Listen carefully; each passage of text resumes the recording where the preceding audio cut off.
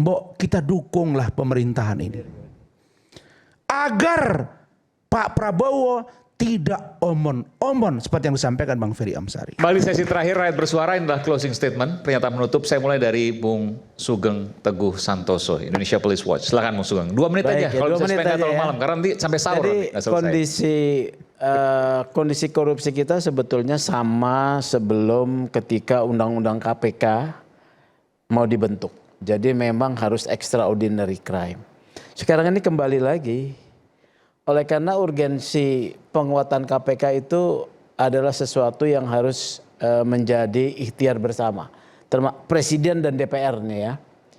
Tapi saya mengusulkan begini, supaya KPK itu diberi kewenangan yang fokus hanya untuk memberantas korupsi di penegak hukum saja. Ya.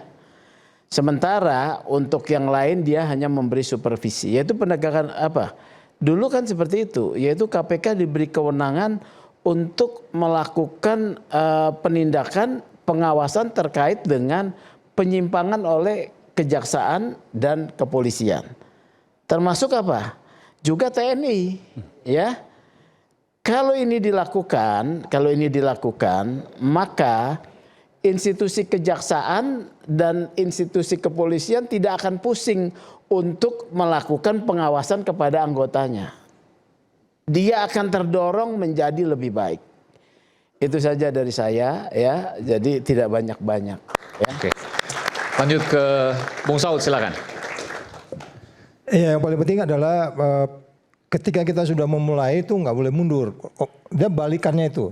Contoh simpel kemarin ketika kita harus majang terus jadi nggak majang, itu aja udah macam-macam analisisnya. Jadi sekali lagi kalau memang pemerintahan ini pingin mau membuat seperti apa yang kita rencanakan ketika KPK berdiri, which is itu harus berubah total. Apakah strategi, struktur, skills, orang-orangnya dan seterusnya itu bisa diatur. Tapi per hari ini saya belum melihat bahwa Prabowo serius untuk itu. Saya belum melihat. Itu aja. Baik. Bung Fredrik, silakan. Terima kasih. Perlu yang saya sampaikan di sini satu, bahwa kita ini lupa bahwa di Indonesia untuk memberantas korupsi bukan hanya KPK, termasuk Polri dan Jaksa. Dan kita kalau mau lihat hasil yang diselamatkan oleh Polri dan Jaksa dibandingkan KPK masih jauh lebih besar kedua instansi tersebut. Jadi percuma kita bicara hanya KPK dan KPK. Kedua, saya memberi... Itu percuma KPK. Apa karena seperti itu? Karena setelah revisi undang-undangnya? Oh tidak, revisi undang-undang ini justru yang paling tepat. Karena apa? Undang-undang yang lama itu bertabrakan dengan HAM. Dan undang-undang yang lama itu... Undang-undang yang lama bertabrakan dengan HAM? Menarik nih, yang mana? Banyak sekali. Contoh sekarang ya. Contoh. Dalam Undang-Undang 30 tahun 1999 ya kalau nggak salah. Ya, itu kan terang-terangan sudah mengatakan bahwa hukum acaranya itu tunduk kepada hukum acara pidana. Tapi pada faktanya tidak dilakukan. Ya. Melanggar KUHAP berarti? Oh jelas. Dan lagi mereka mengatakan mereka itu lex spesialis, mengesampingkan KUHAP. Saya berhadapan dengan KPK bukan sekali, saya sering berhadapan dengan KPK. Itu sudah terlalu arogan. Saya bisa sebutkan satu-satu kan, yang saya sudah catat di sini. Apalagi seperti KPK itu lembaga independen, lembaga yang tak tersentuh oleh siapapun yang mereka menafsirkan. Jadi dalam hal ini bahkan pimpinannya seperti deputi penindakannya pun tidak bisa memerintah penyidik. Karena penyidik itu berpendapat bahwa saya ini independen, Anda tidak punya wewenang untuk memerintah saya. Dan itu sering dilakukan dan saya berhadapan sama mereka itu bukan satu kali. Itu fakta. Kedua, misalkan contoh, tidak adanya Dewan Pengawas. Dewan Pengawas independen itu hanya di belakang-belakang itu baru nongol. Dan lagi yang sekarang yang apa yang dilakukan Dewan Pengawas? Apakah dalam hal ini bisa menindak para penyidik atau penuntut umum? Tidak bisa. Saya lakukan, saya rasakan sendiri dan saya berhadapan sama mereka sendiri. Kemudian dalam hal ini melakukan penyadapan. Akhirnya yang jadi like and dislike kan. Saya nggak suka Anda, gua sadap lu. Kemudian dijadikan suatu kasus. Kalau sekarang harus minta izin daripada Dewan Pengawas. Ingat, Dewan Pengawas itu bukan dilantik oleh presiden, tapi dipilih oleh sistem, sama dengan komisioner, juga dipilih oleh namanya panitia. Itu sama. Kenapa harus alergi dengan Dewan Pengawas yang sekarang yang ada? Meskipun Dewan Pengawas ini tidak melakukan publikasi. Ya, contohnya lagi, undang-undang yang lama, setiap kali penindakan, penyidik itu sengaja mengundang ratusan media, expose. Kemudian membawa anggota-anggota yang tanpa surat perintah. Nah, kalau media itu kewajiban untuk transparansi. Ya, tapi dalam hal ini kalau saya sengaja ngundang media, kenapa nggak ada media mau datang? Karena saya kan orang kecil kan. Polisi kan tidak pernah mengundang media untuk hebohkan, mengekspos. Polisi melakukan konferensi pers juga. Iya, konferensi setelah dilakukan, bukan waktu misalkan melakukan penggeledahan sudah ngadu. Kemudian sekarang petugas KPK menggeledah pasti membawa alat-alat koper. Nanti diekspos sama media katanya apa? Telah membawa 6 koper. Padahal koper mereka yang bawa masuk. Bukan bawa barang dari dalam untuk masuk keluar. Bisa jadi itu ada yang kosong gitu maksudnya. Bukan kosong, kita tahu dalam isinya apa. Kan saya pernah berhadapan sama mereka. Kalau isinya ya komputer lah, alat-alat lah, begitu aja. Kebutuhan mereka untuk melakukan Iya, penggeledahan. betul. Dalam hal ini, kemudian yang sekarang dengan Undang-Undang 19 tahun 2019 sudah sangat jelas membatasi wewenang mereka. Jadi seperti contoh, sekarang kan bahkan sekarang pimpinan KPK yang sekarang mengatakan bahwa tersangka tidak perlu dipamerkan atau dipermalukan di depan umum. Karena apa? Kita kan asas praduga tak bersalah. Bagaimana bila dia ini dinyatakan bebas? Kemaluannya dia di depan masyarakat, kemaluan keluarga yang diderita, siapa yang bisa ganti? Nggak ada yang bisa ganti. Maluan maksudnya. Rasa malu ya. Rasa malu kan? Artinya Oh, beda maaf. soalnya. Ya, maaf. Kan gitu. Oke. Ya, sorry. Oke, terakhir silakan. Baik. Jadi dalam hal ini Pak, menurut saya Pak ya, yang perlu untuk meningkatkan pemberantasan korupsi, itu perlu apa? Komitmen politik dari pemerintah yang sedang berkuasa. Kan harus komitmen daripada pemerintah. Kedua, integrasi antara aparat penegak hukum yang jelas dan transparan. Kan antara penegak hukum itu kan saling rebut-rebutan. Sampai hari ini juga masih terkesan saling rebut-rebutan. Ketiga, dalam hal ini sistem peradilan yang bersih, transparan, dan jujur. Oke, dipersingkat ya. Ya, jangan dalam hal ini banyak sekali hakim yang dapat intimidasi, tekanan-tekanan dari kelompok-kelompok tertentu. Oke. Sehingga mereka sudah tidak jujur, sudah tidak adil melakukan putusan. Ketiga, Ya, kita makanya ini adalah Indonesia ini Eropa kontinental, semuanya Pak, harus hukum bersih. positif, Pak. Kita bukan luxation. Tetapi banyak sekali Pak pendapat daripada hakim maupun daripada penegak hukum maupun penuntut umum menafsirkan dengan sesuka dia sendiri. Bahkan dia bilang ini sudah pernah diputus 2 kali, 3 kali sehingga harus putusannya sama dengan yang kedua itu. Kita ini bukan Amerika, kita bukan luxation. Kita adalah sistem hukum positif. Yang tidak tertera dalam pada undang-undang itu harus kita kesampingkan. Nah itu kita harus dengan jiwa besar. Baru kita bisa lakukan satu pembaruan pemberantasan korupsi sebagaimana mestinya. Baik. Bung Ferdinand silakan. Ya, terima kasih Bang Eman. Penting sekali bangsa ini memang bersih dari korupsi, perilaku koruptif.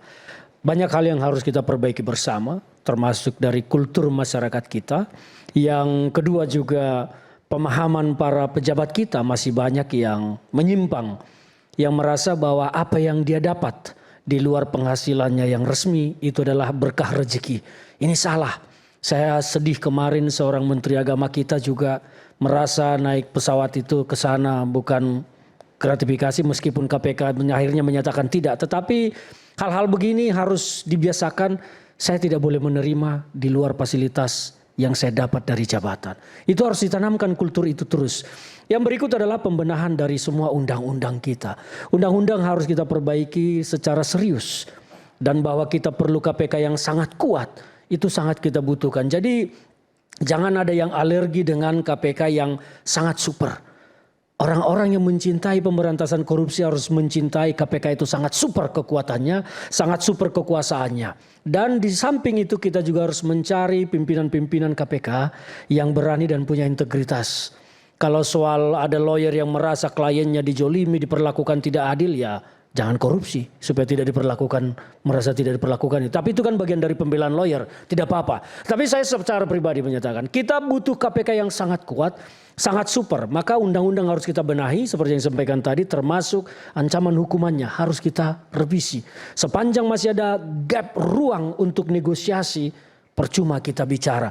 Karena bangsa kita ini sekarang di kehakiman, di kepolisian, di kejaksaan, semua sudah melihat sisi negatif pemberantasan korupsi. Jadi kita mari kuatkan apa yang bisa perkuat untuk memberantas korupsi. Dan kita harus mendukung KPK bagaimana sekuat-kuatnya, punya kekuatan yang sangat super. Yang penting para pimpinannya berintegritas. Maka kita akan melihat bangsa ini ke depan jauh lebih baik. Tidak usah alergi dengan segala macam, oh ini nanti begini, begini. Kalau memang kita mau mendapatkan ideal secara sempurna, kita tidak akan mendapatkan di bumi ini. Terima kasih Bang. Luar biasa. Belum, silakan. Ya, saya 2 poin aja, Bung Eman. Satu soal kenapa pemberantasan korupsi masih tadi raport merah ya, karena tadi saya bicara soal punishment yang nggak setara dengan status korupsi sebagai bagian dari extraordinary crime. Padahal punishmentnya biasa-biasa aja, nggak ada yang luar biasa. Padahal itu kejahatannya luar biasa. Nah, jadi nggak ada efek jera bagi pelaku-pelaku korupsi. Yang kedua adalah ini nggak bisa disalah-salahkan pada satu orang atau satu institusi karena ini kolektivitas. Kalau kegagalan ini adalah kegagalan kolektif. Karena di dalamnya kita bicara soal struktur ya. Tadi disinggung soal kultur ya, aparatur. Nah, jadi ini satu kesatuan. Tadi saya katakan bahwa justru pelemahan pemberantasan korupsi ini ada pada undang-undang yang saling melemahkan ya. Undang-undang KPK, undang-undang Tipikor, undang-undang KUHP yang baru ya, soal hukumannya yang malah makin ringan di situ kalau merujuk pada KUHP baru. Kemudian soal keterkaitan dengan remisi di Undang-Undang Pemasyarakatan 22 tahun 2022. Itu semua satu kesatuan sistem yang saling menegasi, saling melemahkan. Jadi kalau mau komitmen, saya bilang inilah momentumnya untuk bagaimana satu kesatuan membangun kodifikasi undang-undang pemberantasan korupsi yang saling terkait untuk itu direvisi pasal-pasal yang saling melemahkan. Dan itu komitmennya ada di mana? Di Senayan sana, di orang-orang DPR sana, orang-orang partai notabene kan. Makanya tadi saya katakan bahwa sistem kita terlalu liberal, nggak ada pembatasan bagi kepemimpinan partai politik. Ketua-ketua umum bisa menjadi bagian dari anak buah seorang presiden yang harus tunduk apa segala macam. Nah, jadi ini yang harus dibenahin secara kolektif. Kegagalan ini adalah kegagalan kolektif sistem ya. Jadi bukan menyala-nyalakan personal. Nah, yang terakhir adalah bagi adik-adik mahasiswa dan semua masyarakat umum, ini saatnya kita bergerak bersama kalau mau benar-benar yang ini bukan saatnya saling menyalahkan, menyudut-nyudutkan mantan presiden kita yang sudah berbuat sangat luar biasa. Dan saya yakin di kepemimpinan Prabowo Gibran hari ini, saya pikir komitmen itu akan dieksekusi ya. Tinggal bagaimana menciptakan perbaikan aturan-aturan regulasi sistem untuk memperkuat komitmen dari asta cita Presiden Prabowo bersama Gibran untuk salah satu poinnya dalam adalah pemberantasan korupsi. Saya kira itu saja. Makasih. Oke, silakan. Bung Ferry, silakan. Ada satu orang ahli namanya Daniel Kaufman. Ahli ini sering dipakai oleh teman-teman Transparansi Internasional. Dia mengatakan kurang lebih begini, we do not fight corruption by fighting corruption. Kita tidak memberantas korupsi dengan melawan korupsi. Apa yang kita lawan? Kita lawan sistemnya, orang-orangnya, penyelenggara negaranya yang tidak mau sungguh-sungguh memberantas korupsi. Itu yang mau kita lakukan. Kita harus pandai membedakan mana yang korupsi yang menciptakan musibah besar dengan korupsi petty corruption, korupsi kecil, kerdil gitu ya. Sekarang sudah ada musibah karena korupsi seperti illegal logging, musibah yang ditimbulkan, kita masih menganggap itu kecil. Dan kita masih merasa tidak ada orang yang bertanggung jawab terhadap korupsi yang maha besar itu. Bagi saya aneh sekali langkah dan pilihan bangsa ini. Kalau kita betul-betul sepakat bersama, besok pagi kita pastikan pimpinan KPK diisi orang-orang independen, betul-betul tidak kompromi dengan segala tindak tanduk korupsi, banyak pilihannya, tidak tanggung-tanggung orangnya, tapi itu tidak pernah jadi pilihan. Dan bagi saya ketidaksehatan kita itu seperti kita sakit demam, tapi percaya kepada dukun. kita tidak berobat kepada orang yang benar. Kita tahu problematika sesungguhnya, tapi kita tidak pernah mendengarkan ahli. Kita seolah-olah hidup dan percaya bahwa pemimpin yang kita sanjung-sanjung adalah orang yang kemudian tidak pernah salah. Padahal catatannya mudah. Ilmu pengetahuan bisa membuktikan kebenaran ilmiahnya. Lalu kita mengatakan orang ini tidak ada dosa, tidak ada salahnya. Kalau tidak ada dosa dan salahnya, kenapa ditunjuk tanggung jawab seorang pemimpin? Bagi saya ini pekerjaan yang sudah terang dan harus kita lakukan bersama-sama. Bahkan bagi saya, sudahlah, jangan terlalu banyak pidato. Mulailah dengan melakukan sesuatu dan itu harus dimulai dengan sungguh-sungguh. Kalau saja undang-undang ditipu, kalau saja di istana masih ada manipulasi terhadap undang-undang, kalau saja peradilan masih menggunakan pamannya, omong kosong seluruh pemberantasan korupsi. Mulai hari ini kita tutup saja semangat bangsa ini dengan sesuatu yang kita sebut sebagai omon-omon. Atau besok pagi kita lakukan sesuatu, melakukan perlawanan sungguh-sungguh, bahkan terhadap istana sekalipun. Terima kasih. Baik, terima kasih Adinda Aiman. Saya banyak dapat chat WA. Malam ini luar biasa kajiannya dan diapresiasi. Dan saya berharap rakyat bersuara akan tetap memberi edukasi kepada rakyat. Saudara, malam hari ini kita mendengar dengan terang bagaimana Bang Saud bercerita pengalaman beliau dan pikirannya ke depan sebagai seorang eksekutorial di KPK beberapa tahun yang lalu. Kita mencermati statement dari Bang Ferdinand Hutahian yang politisi sekaligus juga praktisi hukum. Kita mendengar dari Bang Ferry Amsari yang begitu terukur tata bahasa sebagai seorang akademisi. Ada juga Indonesia Police Watch yang paham betul karakter penegak hukum kepolisian. Ada juga orang yang berpengalaman langsung, Bang Frederick Yunadi dan juga Saudara David. Tapi saya agak sesalkan Bang Saud. Saya melihat bagaimana MAKI, Masyarakat Anti Korupsi Indonesia, bergerak maju dan ingin bangsa ini terhindar dari sikap koruptif para penyelenggara negara dan masyarakat bahkan pengusaha. Tapi malam hari ini Bung Bonyamin begini penting acara ini, dia pergi kok. Saya nggak salahkan dia. Dia pergi karena ada kepentingan sesuatu, dugaan saya klien gitu.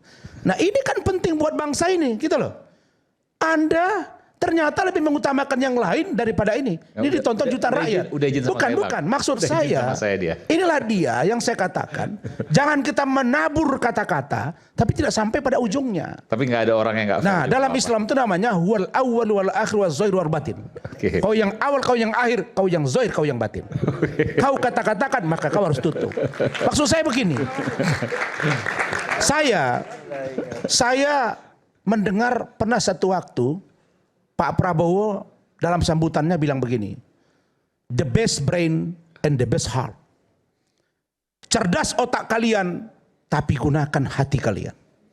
Nah mungkin Bang Ferry, Pak Prabowo saat ini sedang mengkaji apa yang harus beliau lakukan. Dan kita tidak boleh melepas sejarah begitu saja Bang. Bahwa Pak Prabowo ketika kampanye mengatakan bahwa meneruskan kepemimpinan Bapak Joko Widodo periode sebelumnya. Dan pada faktanya hari ini putra beliau ada sebagai wakil presiden.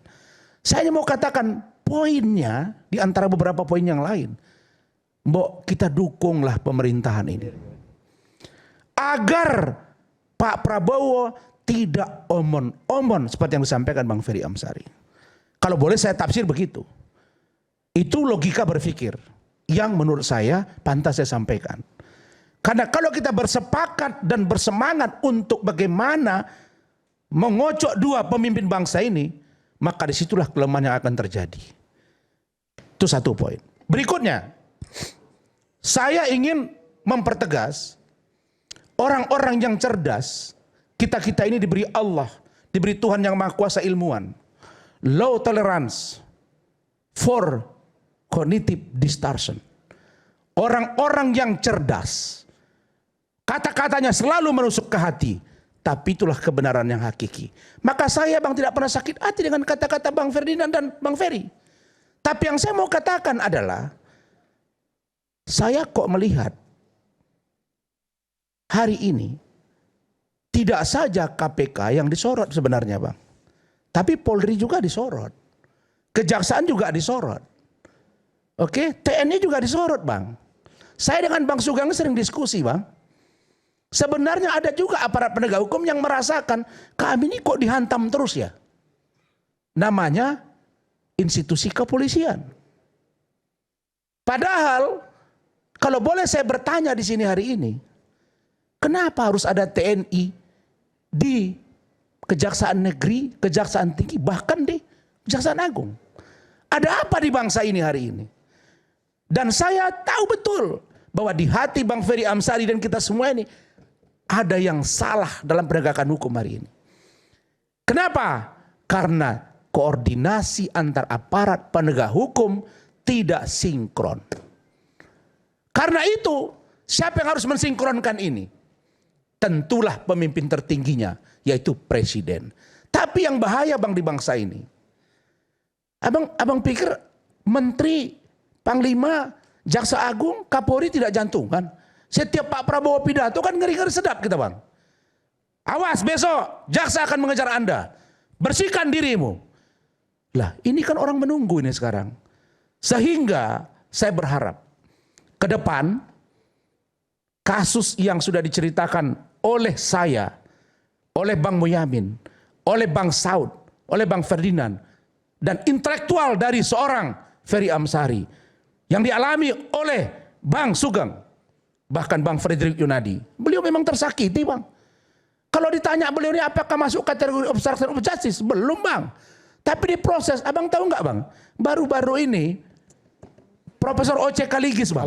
Kalau buku saya bilang itu abstrak. Iya Bang. Oh begitu Bang ya. Itu abang berpendapat. Pak O.C. Kaligis, beliau diproses KPK, disidang, divonis menjalani hukuman.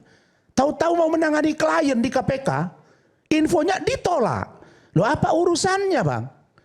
Kan dia penyidik Bang. Inilah yang saya katakan tadi, mereka tidak mau disamakan kedudukannya dengan penyidik yang lain. Nah ketika kita memberi kewenangan yang berlebihan, disitulah yang disebut oleh Adinda Aiman tadi, penyalahgunaan kewenangan terjadi. Maka pikiran cerdas kita malam hari ini, kalau boleh saya menawarkan, kita tampung undang-undang KPK yang lama. Kita tarik kebaikan-kebaikan dari undang-undang KPK yang baru. Kita rumuskan bersama-sama. Siapa yang bisa melakukan ini? Tentulah Presiden dan DPR. Maka pilihan cerdasnya adalah masuklah orang abang yang intelek ini ke DPR. Dan saya menunggu hari ini Bang, reformasi kepolisian sudah berapa bulan dibentuk ya Bang Sugeng? Hari ini belum ada putusannya. Nah karena itu saya juga ingin bertanya, Pak Jimli kapan ini selesai? Pak Mahfud kapan ini selesai? Sehingga bola panas ini tidak berada di KPK, di kepolisian dan di kejaksaan. Sebenarnya mereka hari ini, kalau menurut pengamatan saya, semuanya aparat penegak hukum terutama pimpinannya ingin menunjukkan prestasi kepada presiden. Tapi kadang-kadang ada gesekan di dalam. Itulah yang menurut saya perlu kita cermati. Maka mudah-mudahan pada kesempatan ini saya hanya ingin sampaikan, Indonesia akan maju kalau kita bersama. Indonesia akan sejahtera kalau kita bersama. Sampaikan kritik yang konstruktif sesuai dengan tupoksi kita masing-masing. Demikian, terima kasih. Wassalamualaikum warahmatullahi wabarakatuh. Selamat malam. Waalaikumsalam warahmatullahi wabarakatuh dan sampai jumpa pekan depan. Saya Aiman Wicaksono, salam.